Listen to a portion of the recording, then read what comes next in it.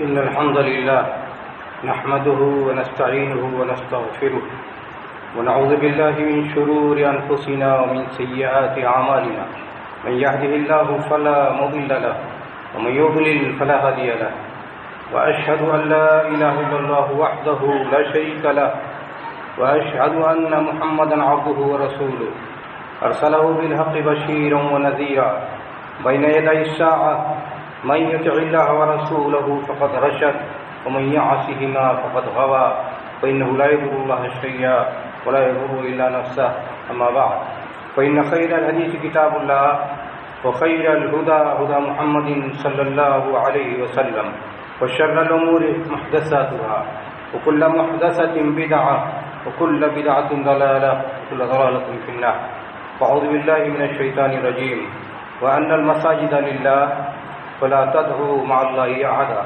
حضرات، مساجد دنیا میں سب سے بہتر جگہ ہے۔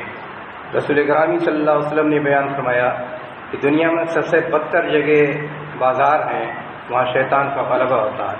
مساجد دنیا میں سب سے بہتر جگہ ہے۔ مساجد مسلم سماج و معاشرے کے لیے، انسانیت کے لیے روحانیت کا سب سے بڑی طاقت ہے۔ مساجد سب سے مقدس صاف ستھرا جگہ ہے۔ رسول پاک صلی اللہ علیہ وسلم بیان فرمایا کہ مساجد بنائیے تو اس کو صاف ستھرا رکھیے اور اس کو خوشبو سے تر رکھیے۔ مساجد میں انسان اگر دلچسپی لیتا ہے، مساجد سے اگر انسان کا دل وابستہ ہوتا ہے تو رسول اکرامی صلی اللہ علیہ وسلم بیان فرمایا کہ ایک انسان کی ایمان اور سچے مومن ہونے کی دلیل ہوتی ہے۔ انسان کا اگر تعلق مسجد سے ہو جائے تو سب سے بڑا خوش نصیب انسان ہوتا ہے۔ 5 وقت اگر وہ مسجد میں حاضری دے لے جائے تو دنیا میں اس سے زیادہ مالدار، اس سے زیادہ خوش نصیب، اس سے زیادہ اچھا انسان ہو ہی نہیں سکتا ہے۔ یہ خوش نصیبی ہوتی ہے کہ انسان مسجد کے سائے میں زندگی گزارے۔ مساجد کی بہت سی سارے مسائل ہیں، تعمیر کے مسائل ہیں، لیکن سب سے بڑا اہم مسئلہ ہوتا ہے، سینسیٹیو میٹر ہوتا ہے، وہ یہ کہ مساجد کو اپنے سجدوں سے آباد کریں۔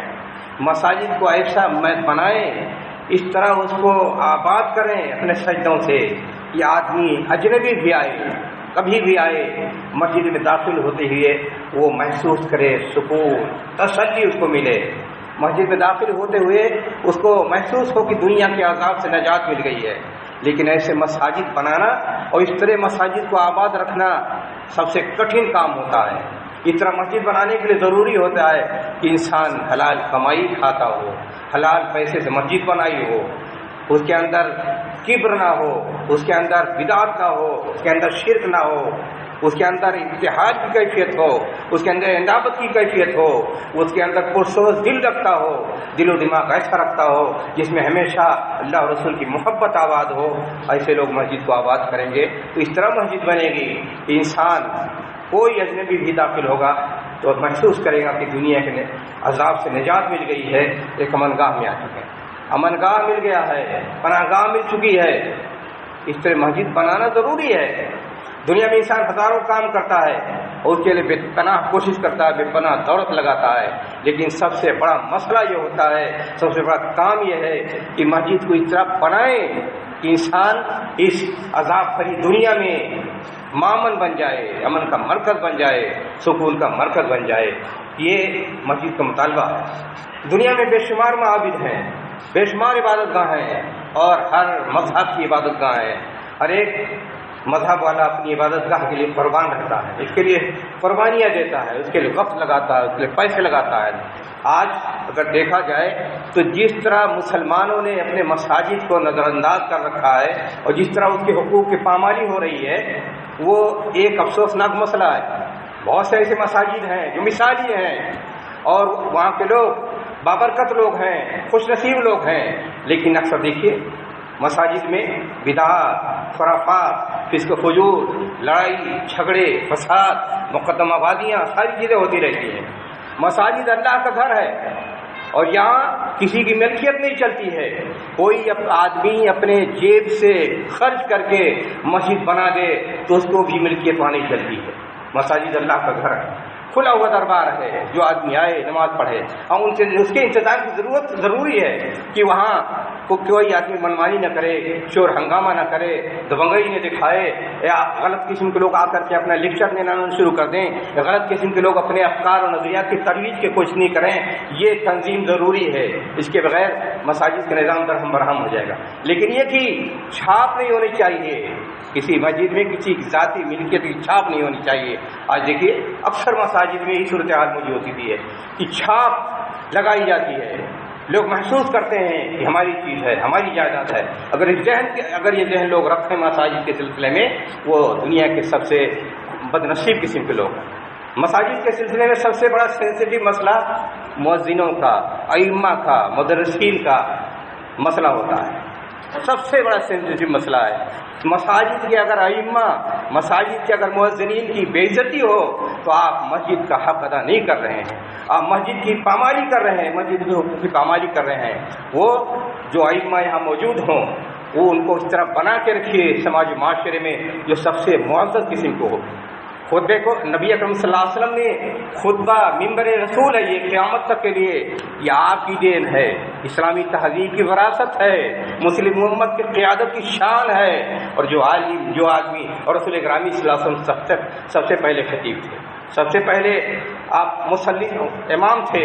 تو امامت و خطابت رسول اکرم صلی اللہ علیہ وسلم کی میراث ہے، اور یہ میراث ملی ہوئی ہے علماء کو، ان کی حیثیت ہے، ان کا مقام، ان کا درجہ. جو آدمی علماء کی، جو آدمی ائمہ کی، مؤذنین کی اگر عزت نہیں کر سکتا ہے، وہ آدمی سمجھیے مہذب اور شائستہ انسان نہیں ہے، اس کے اندر کبر ہے، اس کے اندر غرور ہے.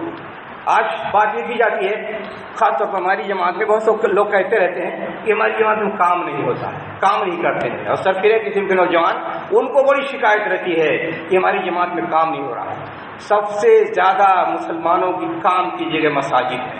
مساجد سے سماجی کام ہوتا ہے، معاشی کام ہوتا ہے، دینی کام ہوتا ہے، عبادت کا کام ہوتا ہے، لوگوں کے جوڑ کا کام ہوتا ہے، تربیت کا کام ہوتا ہے، تعلیم کا کام ہوتا ہے، نصیحت کا کام ہوتا ہے. مساجد میں اتنے کام ہوتے ہیں، لیکن اس کی جیسے کوئی حیثیت ہی نہیں رہ گئی ہے. اس کو تو اس طرح نظر انداز کر دیا گیا ہے، یا مسجد کا جو مفہوم ہے، یا مسجد کو آباد کرنے کا جو مفہوم ہے، اتنا گھسا پٹا ہو گیا ہے. لگتا ہے کہ مساجد، نظام مساجد، مساجد کے درس و تدریس، مساجد کے خطبے، مساجد کی امامت، مساجد میں نماز، لگتا ہے ایک دنیا کی دوسرے درجے کی چیزیں ہو کے رہ گئی ہیں، ان کی کوئی حیثیت نہیں ہے.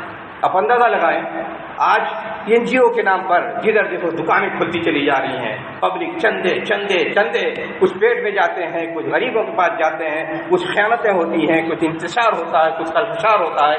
لیکن یہ کہ اگر مساجد سے جڑ کر کے کام کریں، مساجد میں اگر نظام بنائیں، مساجد کی اولویت کو لوگ تسلیم کریں، تو جتنا بڑا کام مسجد ہو سکتا ہے کسی دوسری جگہ سے نہیں ہوتی. صرف معاشی اعتبار سے دیکھ لیجیے، پیسے کے حساب دیکھ لیجیے. اگر جمعیت کے پاس یہاں جماعت کی 400 مساجد ہیں، صرف کلیکشن جو جمعہ کے دن ہوتا ہے، اگر اس کو ہر ایوریج مسجد میں مان لیا جائے 50,000 ہوتا ہے، تو تقریباً 2 کروڑ ہر ہفتے، ہر مہینے میں کلیکشن ہوتا ہے. بتائیے کون سی NGO اتنا کام کرتی ہے، یا کوئی مسلم سماج معاشرے میں کون سی تنظیم اتنا کام کر لیتی ہے. لیکن یہاں ایسا لگتا ہے جس کی کوئی اہمیت نہیں ہے. اس سے کتنے لوگوں کی روزی روٹی چلتی ہے، کتنے کے گھر بار چلتے ہیں، کتنوں کی مدد ہو جاتی ہے. یہ تو ایک مسئلہ ہوا. کلیکشن کا جو جمعہ کا دن ہوتا ہے، 400 مساجد میں اگر ایوریج رکھ لیا جائے مہینے میں 50,000، تو 2 کروڑ کی آمدنی ہوتی ہے. کہاں جاتا ہے؟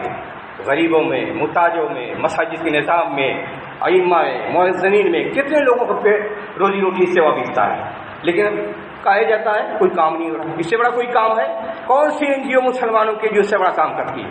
اس سے دیکھ لیجیے. اس کے بعد دیکھ لیجیے، ہر مسجد کے پاس اگر ہر جمعہ کو ہر 12 گھنٹے میں 5 وقت میں اندازہ لگائیے کہ مانگنے والے کھڑے رہتے ہیں. اگر وہ مانگنے والے ہر مسجد میں ایوریج رکھ لیا جائے کہ روزانہ 10 آدمی اکٹھا ہوتے ہیں، تو 4,000 روزانہ لوگوں کو مدد مل رہی ہے. کہاں کون اتنی مدد کر رہا ہے؟ مساجد کی جو اہمیت ہے میں اس کو بتانا چاہتا ہوں کہ کچھ سوچیے اور غور کریے کہ گئی گزری حالت میں جب اس کی طرف کوئی توجہ نہیں ہے، اور یہ کہ اکثر مساجد میں توجہ نہیں ہے، جہاں ہے وہ اللہ تعالیٰ کو خوش و آباد رکھے، لیکن یہ جو سسٹم بنا دیا اللہ تعالیٰ نے، جو سسٹم بنا ہوا مساجد کا، اس کی کتنی برکتیں ہیں، کتنی فضائل ہیں، کتنے فائدے، اس کو غور کیجئے، اور غور کیجئے سماج معاشرے میں اس پہ زیادہ توجہ دیجئے، تو اندازہ لگائیے کہ صرف مانگنے والے ہر مسجد میں اگر 5 وقت میں 10 رکھا جائے تو تقریباً 4000 مانگنے والوں کو پیٹ بھرا، ان کی مدد ہوئی۔ ایوریج کی بات کر رہے ہیں، باقی بڑی بڑی مساجد میں تو 10 20 40 50 بھی آ سکتے ہیں۔ پھر اس کے بعد کتنے لوگ آتے ہیں مساجد کے پانی سے فائدہ اٹھاتے ہیں، کتنے لوگ یہاں آرام کرتے ہیں۔ یہ پبلک کے لیے جو سروس مل رہی ہے، پبلک کو جو سروس مل رہی ہے اس کی بات کی جا رہی ہے۔ کتنے لوگ آتے ہیں یہاں آ کر کے اس کا باتھ روم استعمال کرتے ہیں، پانی استعمال کرتے ہیں، مسجد میں آتے ہیں، آرام ملتا ہے، اے سی لگا ہوا ہے، پنکھے لگے ہوئے ہیں، کون آپ کو فلوس میں دے رہا فری، لیکن سروس مل رہی پبلک کو، یہ سماجی کام ہو رہا ہے۔ کوئی محسوس کرتا ہے؟ جو فائدہ اٹھاتے ہیں وہی محسوس نہیں کرتے ہیں کہ مجھے کیا مل رہا ہے۔ بہت سے مسجدوں میں جو بیار و مددگار ہیں، گھر ٹھکانہ نہیں ہے، ان کو ٹھکانہ ملا ہوا ہے، آتے ہیں، سوتے ہیں، رہتے ہیں۔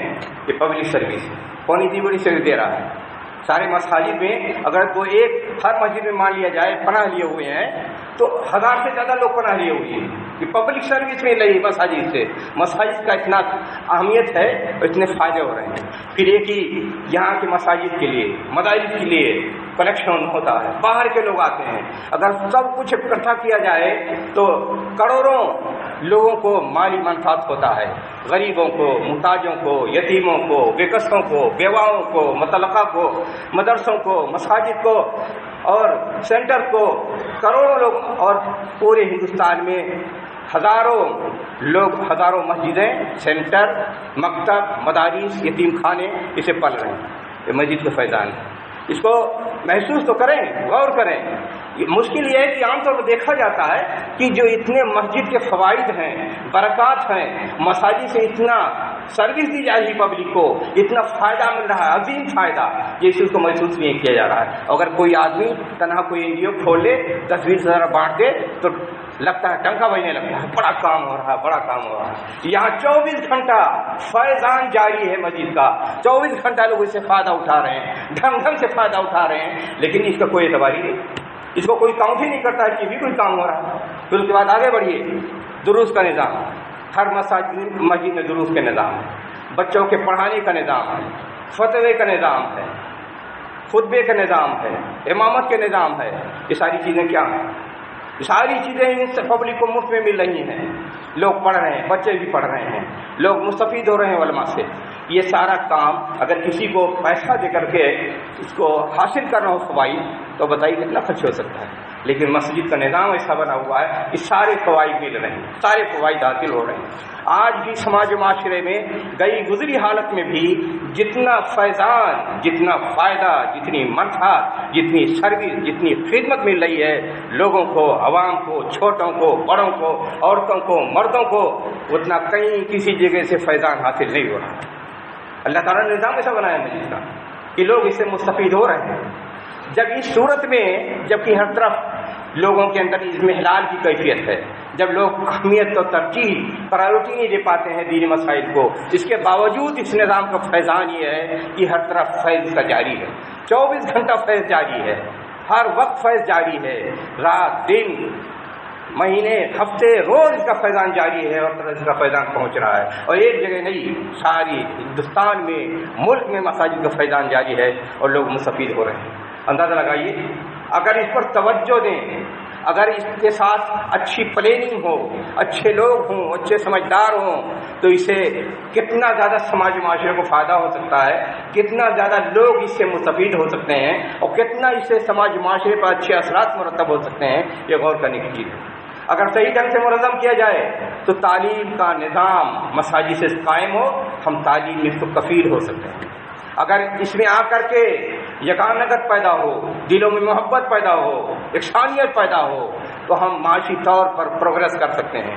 اگر یہاں آ کر کے مل جل کر رہے ہیں تو سماج معاشرے میں انتشار، خلفشار، پریشانیاں، لڑائی جھگڑے جتنے فساد جتنے ہیں اس کو کنٹرول کیا جا سکتا ہے، دور کیا جا سکتا ہے۔ اگر یہاں آ کر کے دینی تعلیم کا نظام بنائیں، بڑی بڑی مساجد میں اسپیشل کورسز اگر ہوں، کسی میں تفسیر ہو، کسی میں سیرت ہو، کسی میں حدیث اور کسی میں ادب، کسی میں فقہ پڑھائی جائے، تو مختلف جو عام لوگ جو دینی مدارس میں نہیں جا سکے وہ خود اتنا استفادہ کر سکتے ہیں اور اتنا پڑھ کر کے وہ عالم خود بن سکتے ہیں۔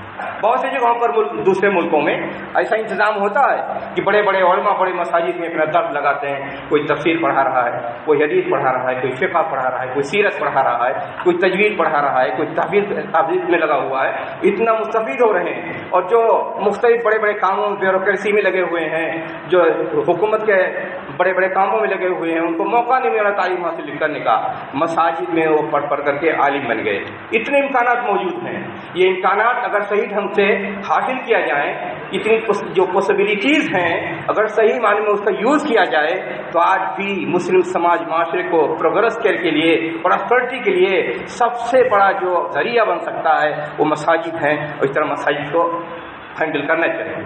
زکوٰۃ کا مسئلہ دیکھ لیجیے، زکوٰۃ کا یہ ہے انتشار خلفشار، رسول گرامی صلی اللہ علیہ وسلم کے زمانے میں اس میں اجتماعیت تھی، ایک جگہ اکٹھا ہوتا ہے زکوٰۃ۔ اگر ہر مسجد میں لوگ اپنے اپنے محلے میں زکوٰۃ اکٹھا کر لیں اور صحیح والے میں اکٹھا ہو جائیں تو پھر کتنی بڑی مقدار میں اکٹھا ہو سکتا ہے اور مستحقین کے پاس جا سکتا ہے، غریب، محتاج، بیوہ، یتیم، مجبور، مطلقہ، لولے، لنگڑے، اندھے، بہرے، اپاہج جتنے ہیں ان کی ساری کفالت ہو سکتی ہے۔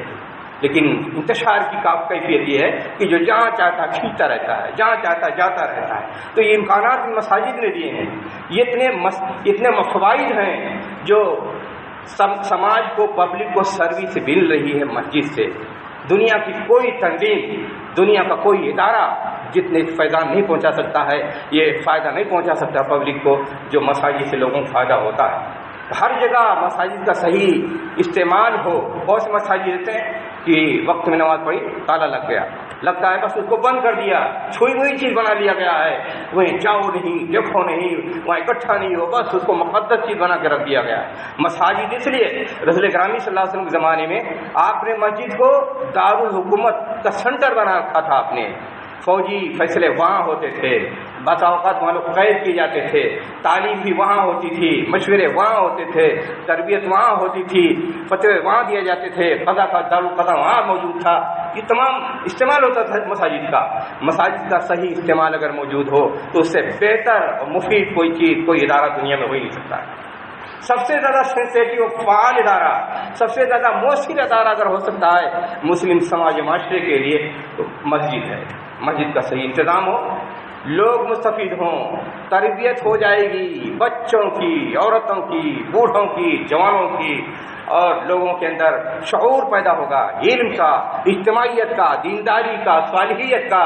صحیح طور اس کو مینج کرنے کی ضرورت ہوتی ہے۔ لیکن جب انتشار کی صورت حال ہو تو آدمی جس کو توفیق ملی آیا، نماز پڑھا، چلتا بنا، لگتا ہے جیسے اور کسی سے کوئی لینا دینا نہیں۔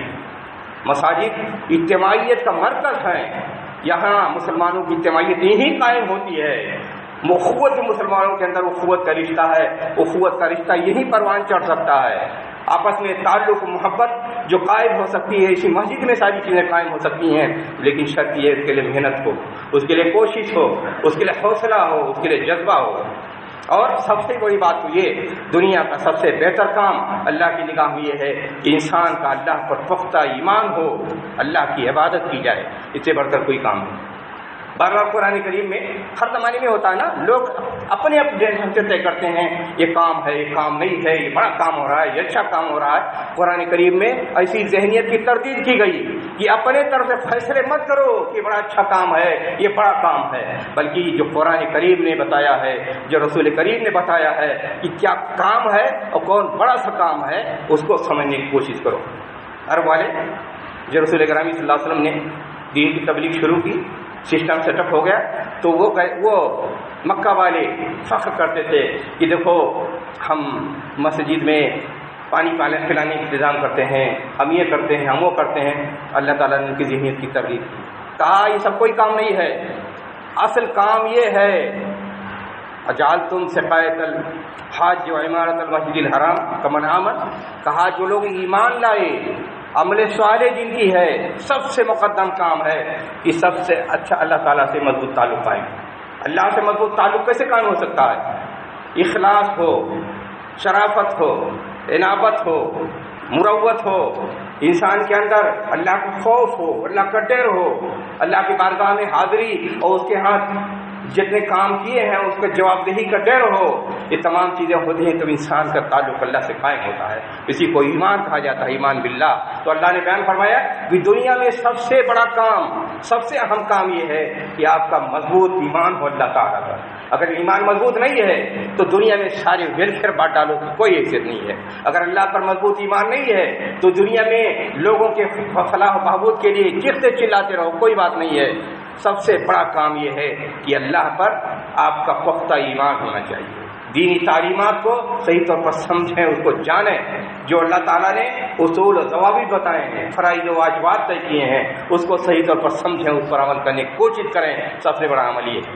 آج مثال ایسا بن گیا ہے کہ نہ حلال حرام کی تمیز ہے، نہ اصول و ضابطے جانتے ہیں، نہ نماز سے لگاؤ ہے، نہ دینی لگاؤ ہے۔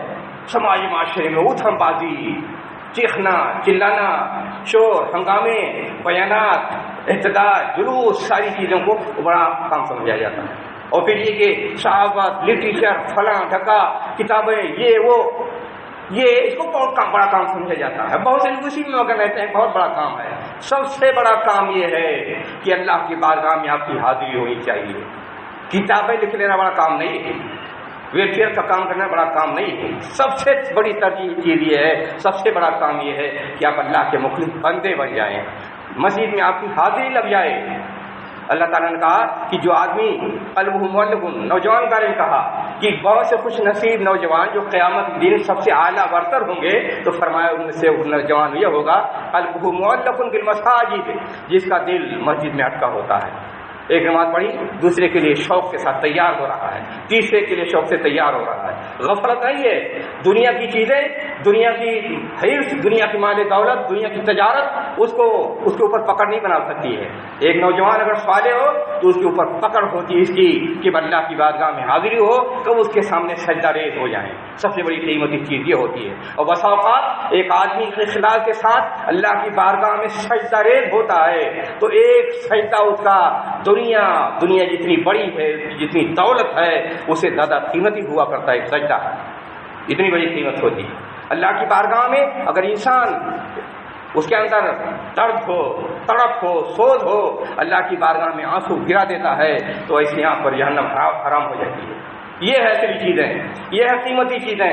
انسان کے اندر تقوی پیدا ہو، دینداری پیدا ہو۔ تقوی کیا چیز ہے؟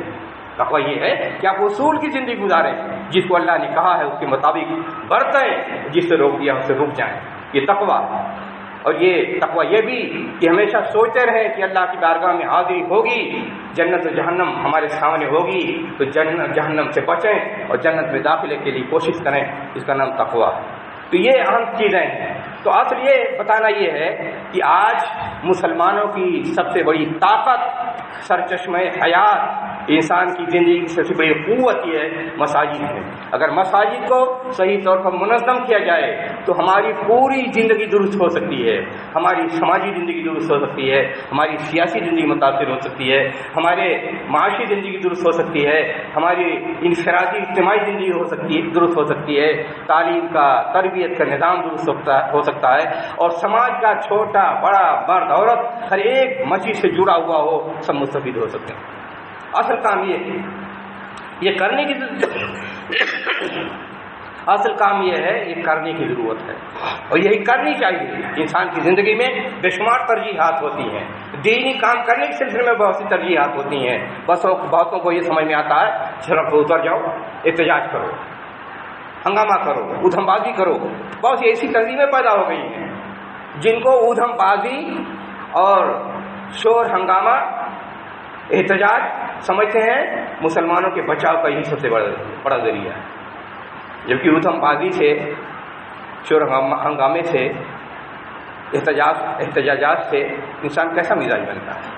انسان کا مزاج بے عملی کا بنتا ہے، انسان کا مزاج شیخی کا بنتا ہے، انسان کا مزاج تقریب کا بنتا ہے، انسان کا مزاج لوگوں کو حقیر سمجھنے کا بنتا ہے، انسان کا مزاج سماج و معاشرے میں اتھل پتھل انتشار پھیلانے کا مزاج بنتا ہے۔ مساجد میں آنے سے مزاج یہ بنتا ہے لوگوں کو جوڑو، لوگوں سے ملو، لوگوں کے دکھ درد میں شریک ہو، لوگوں کے ساتھ اچھا سلوک کرو، اللہ سے ڈرو، اللہ سے تعلق قائم کرو، اور پورے سماج و معاشرے کو خوشحال بنانے، پراسپیرس بنانے، پرامن بنانے کے لیے کوشش کرو۔ یہ نظام ہے، مساجد کا نظام ایسا ہے، یہاں آئیں تو جھک کے آئیں، اور احتجاج اور سڑکوں پر ادھم بازی کرنا مطلب یہ ہے کہ سرفرے بن جاؤ، خود سر بن جاؤ، سماج معاشرے کو آگ میں جھونک دو، اس کو بڑا کام سمجھا جاتا ہے۔ اور نوجوان جن کے خون میں گرمی ہوتی ہے، یہ اچھل کود، تماشے، شور، ہنگامے، احتجاج، گالی گلوچ، اچھلنا کودنا، اس کو مال غنیمت سمجھتے ہیں، کہیں بھی موقع مل جائے اچھلنا کودنا شروع ہو جاتے ہیں، جبکہ اس سے کوئی حاصل نہیں۔ دیکھتے ہیں کتنے ایسے اچھل کود نے فساد مچایا ہے، مسلمان قتل ہوئے ہیں، گھروں کو جلایا گیا ہے، تباہ کیے گئے ہیں، اس تباہیاں سواتی رہتی ہیں۔ اور یہی اچھل کود کا مزاج، ادھم بازیوں کا مزاج مساجد کے نظام کو درست کرنے کے بجائے، پازیٹیو کام کرنے کے بجائے جو نگیٹو سوچ ہوتی ہے، نگیٹو کام ہوتے ہیں، ہنگامے شور، اس کا نتیجہ یہ ہوا کہ سماج معاشرے میں جو زیادہ بڑھ گئے ہیں تو قتل خوری ہوئی، ملک کا نظام بگڑ گیا، سب کچھ درہم برہم ہو گیا۔ تو اسلام یہ چاہتا ہے کہ آپ ایک پازیٹیو قسم کے انسان بنے، ایک مثبت قسم کے انسان بنے، آپ کی صحیح سوچ ہو، آپ کی صحیح قسم کی پلاننگ ہو، آپ صحیح انداز میں لوگ ہر چیز کو دیکھیں۔ انسان کا جو مزاج بدلتا ہے، بگڑتا ہے، جب اس کے اندر سطحیت آ جاتی ہے تو ساری دنیا سطحی نظر آتی ہے، سماج سطحی نظر آتا ہے، لوگ سطحی نظر آتے ہیں، کام سطحی نظر آتا ہے۔ یہ سطحی لوگوں کا مزاج ہوتا ہے۔ یہ اچھل کود، یہ ہنگامے، ادھم بازیاں انسان کو سطحی بنا دیتے ہیں، اور انسان جب سطحی بنتا ہے تو کبھی کسی چیز کو سنجیدگی سے نہ دیکھ سکتا ہے، نہ کبھی کسی چیز کو سنجیدگی سے پرکھ سکتا ہے۔ یہ تربیت کا مسئلہ ہے۔ تربیت سب سے زیادہ سینسیٹیو اور کٹھن کام ہوتا ہے۔ تربیت کیسے کہتے ہیں؟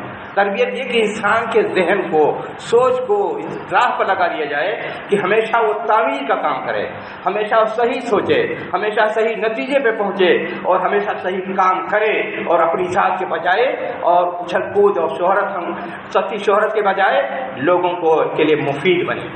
تربیت اسے کہتے ہیں کہ انسان کو دنیا میں برابر، ثمربار، نتیجہ خیز اور دوسروں کے لیے مددگار بنا دے تربیت۔ لیکن جہاں یہ سطحی سوچ ہو جاتی ہے، ادھم بازیاں جہاں شروع ہو جاتی ہیں، جہاں ہر وقت کرٹیسائز کرنا، ہر وقت دوسروں کو کنڈیم کرنا، ہر وقت اپنی بڑائی بیان کرنا، جہاں یہ سوچ بنتی ہے وہ سطحیت آتی ہے۔ جب سطحیت آتی ہے تو انسان اپنا بھی برباد کرتا ہے، دوسروں کو برباد کرتا ہے۔ آج تربیت کی کمی ہی کا نتیجہ ہے کہ لوگ ادھم بازیوں کو بہت بڑی چیز سمجھتے ہیں۔ ادھم بازیاں چاہے زبان کے ذریعے ہو، چاہے تحریروں کے ذریعے ہو، چاہے احتجاجات کے ذریعے ہو، چاہے انسان کی اپنی سوچ کے ذریعے ہو، جب انسان کا مزاج ادھم بازی بن جاتا ہے تو اس کے بعد وہ سماج معاشرے میں صرف نیگیٹو رول پلے کرتا ہے۔ وہ کبھی کوئی اچھا کام کرنے کی سوچ نہیں سکتا ہے، اور جہاں اچھا کام ہو اس کو بلڈوز کرنے کی ہمیشہ کوشش کرے گا۔ تو مساجد انسان کو انسان بناتی ہے، مساجد سے انسان صحیح انسان بنتا ہے۔ مساجد سے جڑ جائیے، آپ کی زندگی سدھر جائے گی۔ مساجد سے اپنی اولاد کو، اپنی بیویوں کو، اپنے بچوں کو جوڑیے، آپ کی سدھار ہو جائے گی۔ اور ایسا نظام بنائیے مساجد کا کہ افیکٹو بن جائیں، جتنا مفید ہو سکتی ہیں مسجدیں اس کو مفید بنانے کی کوشش کریں۔ اور مساجد کا مس یوز جہاں جس طرح ہو رہا ہے، چاہے شرک کے ذریعے، چاہے بدعات کے ذریعے، چاہے لڑائی جھگڑوں کے ذریعے، چاہے فساد کے ذریعے، چاہے اس سے مالی منفعت کھینچنے کے ذریعے، وہ ساری چیزیں اگر بند ہو جائیں تو ایک مہذب اور شائستہ انسان بن سکتا ہے مسلمان۔ ایک مسلمان کو اگر یہ دیکھنا چاہیں کہ کتنا وہ سنجیدہ ہے، کتنا مہذب ہے، کتنا شائستہ ہے، تو مساجد میں آنے، جانے، بیٹھنے، سب بندی کرنے، نماز پڑھنے سے اندازہ کر لیجئے کہ انسان کتنا مہذب پیمانہ ہے۔ آپ اگر مسجد میں آتے ہیں اور شرافت کے ساتھ آتے ہیں اور یہاں محبت کا سلوک کرتے ہیں اور لوگوں سے خوش دلی کے ساتھ ملتے ہیں، یہ دلیل ہے کہ آپ مہذب انسان ہیں۔ لیکن اگر آپ مساجد نہیں آتے ہیں اور آپ لوگوں کے ساتھ صحیح ڈھنگ سے مل جل نہیں سکتے ہیں تو اس کا مطلب یہ ہے کہ آپ کی شخصیت ناقص ہے، آپ کی شخصیت کے اندر دم خم نہیں ہے، آپ کی شخصیت خوبصورت نہیں ہے، آپ کے اندر توانائی نہیں ہے۔ یہ دلیل ہوا کرتی ہے۔ لیکن پیمانہ دینی پیمانہ ہے۔ آج جو دنیاوی پیمانے بنا لیے گئے ہیں ان دنیاوی پیمانوں میں تو یہی بھائی کہ کس کے پاس کتنی دولت ہے وہ سب سے اچھا ہے، چاہے وہ حرام خور ہو، چاہے کسی کا غصب کر کے لایا ہو، چاہے کسی کو ٹھگ کر کے لایا ہو، چاہے جھوٹ بول کے لایا ہو، آج معیار ہی لوگوں نے بنا لیا ہے کہ پیسہ ہے تو سارے عیب چھپ جایا کرتے ہیں۔ لیکن اسلامی معیار یہ ہے کہ آپ مہذب و شائستہ ہونے کی دلیل چاہتے ہیں، ثبوت چاہتے ہیں، سند چاہتے ہیں، تو مسجد میں آپ کی کتنی حاضری ہے، اور مسجد میں آتے ہیں تو کس انداز سے آتے ہیں، آن بان سے آتے ہیں، شان سے آتے ہیں کہ تواضع سے آتے ہیں، مسکنت سے آتے ہیں، خشوع و خضوع کے ساتھ آتے ہیں۔ اگر آپ کے اندر یہ صورتحال موجود ہے کہ مسجد میں آتے ہیں تو پورے اپنے وجود کو اللہ کے سامنے سپرد کر کے آتے ہیں، اپنے آپ کو متواضع اور خشیت سے پر ہو کر کے لاتے ہیں، تو اس کا مطلب یہ ہوتا ہے کہ آپ کی شخصیت توانا ہے، آپ جاندار انسان ہیں، آپ کے اندر دم موجود ہے، اور آپ اپنے لیے بھی مفید ہو سکتے ہیں، آپ دوسروں کے لیے مفید ہو سکتے ہیں۔ لیکن اگر کھوکھلے ہیں، یہاں بھی آتے ہیں، مساجد میں بھی آپ کی گردن تنی رہتی ہے اور یہاں جھکنا نہیں جانتے ہیں، تو مسجد میں آنے کا مطلب یہ ہے کہ آپ کو کچھ نہ ملا، آپ اللہ کی بارگاہ میں مغلوب رہ گئے۔ اگر آپ یہاں آتے ہیں اس شعور کے ساتھ آتے ہیں کہ ہم سب سے بڑے مالدار ہیں، ہم سب سے بڑے قابل ہیں، ہم سب سے بڑے زوردار ہیں، ہم سب سے بڑے اچھے ہیں، اس شعور کے ساتھ آتے ہیں اور اس غرور کے ساتھ آتے ہیں، تو اس کا مطلب یہ ہے کہ مسجد میں آنے کا آپ نے شعور سیکھا ہی نہیں۔ مسجد میں آئیے تو ساری دنیا کی گندگیوں سے پاک ہو کے آئیے، مساجد میں آئیے تو یہاں پرامن شخصیت بن جائیے، مساجد میں آئیے تو اپنی ذات کی تعمیر کیجیے، اپنے آپ کو سدھاریے، اپنے آپ کو بنائیے، اپنے آپ کو اچھا انسان بنانے کی کوشش کر دیجیے۔ مساجد کے یہ اثرات مساجد میں ایک موقع دیتے ہیں، مساجد میں آنے سے موقع ملتا ہے کہ آپ زوردار توانا شخصیت بن جائیں۔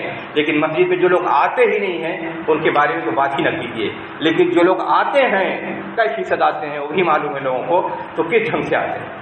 اگر مساجد میں آ کر کے رسول گرامی صلی اللہ علیہ وسلم نے بیان فرمایا کہ ایک ٹائم آئے گا قیامت قائم ہونے سے پہلے لوگ مسجدوں میں آئیں گے اور وہ کب کریں گے، مسجدوں میں بیٹھ کر کے دنیاوی باتیں کریں گے، اپنے کمالات دکھائیں گے، ہم نے یہ کمایا، ہم نے یہ کیا، ہم ایسے ہیں، ہم ویسے ہیں۔ کہا قیامت قائم ہونے سے پہلے مسجد میں یہ بھی لوگ بیٹھ کر کے اپنی گپ پھانکیں گے، اپنی بڑائی بیان کریں گے۔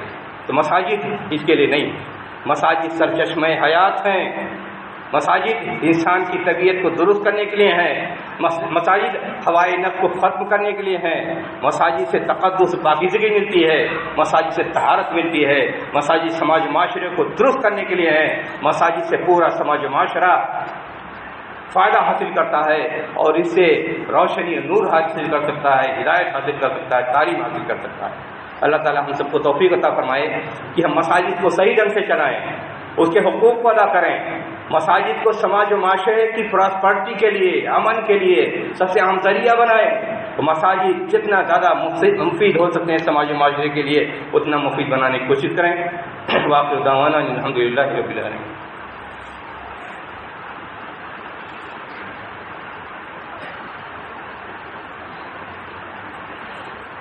إن الحمد لله نحمده ونستعينه ونستغفره ونعوذ بالله من شرور أنفسنا ومن سيئات أعمالنا من يهده الله فلا مضل له ومن يضلل فلا هادي له وأشهد أن لا إله إلا الله وحده لا شريك له وأشهد أن محمدا عبده ورسوله إن الله وملائكته يصلون على النبي يا أيها الذين آمنوا صلوا عليه وسلموا تسليما اللهم صل على محمد وعلى آل محمد كما صليت على إبراهيم وعلى آل إبراهيم إنك حميد مجيد اللهم بارك على محمد وعلى آل محمد كما باركت على إبراهيم وعلى آل إبراهيم إنك حميد مجيد إن الصلاة تنهى عن الفحشاء والمنكر والبغي يعظكم لعلكم تذكرون ولذكر الله تعالى أعلى وأجل وأتم والله أكبر۔